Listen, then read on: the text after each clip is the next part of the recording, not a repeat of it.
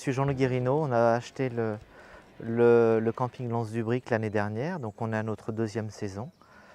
C'est un camping de 230 emplacements, environ 70 hébergements et 160 emplacements nus.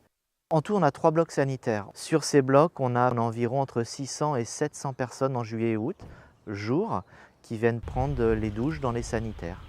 2 blocs chauffage solaire thermique avec un appoint gaz et un troisième bloc qui est uniquement gaz, qui est ouvert seulement juillet-août et qui a donc moins d'importance.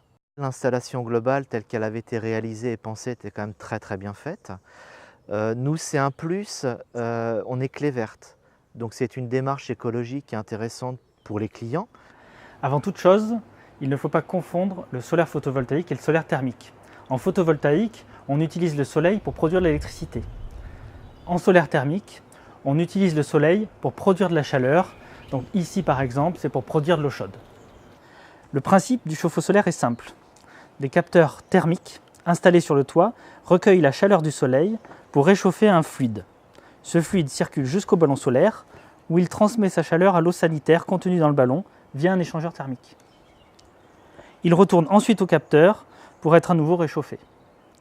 C'est un circuit fermé, piloté en fonction des températures relevées par le système. Ce qu'il faut savoir, c'est qu'on a toujours de l'eau chaude, car on prévoit systématiquement un appoint qui assure la réhausse de température en cas de besoin, par exemple en cas de pluie. Sur cette installation, c'est un deuxième ballon monté en série, réchauffé par une chaudière gaz qui assure cette fonction. En solaire thermique, on produit son énergie et on la consomme sur place. Il faut toujours partir des besoins et ne jamais surdimensionner une installation. Si elle est bien conçue et bien dimensionnée, une installation peut être rentabilisée entre 6 et 8 ans. Alors bien sûr, on calcule cette rentabilité au cas par cas et en fonction des besoins. On sait donc avant l'investissement combien ça coûte et combien ça rapporte.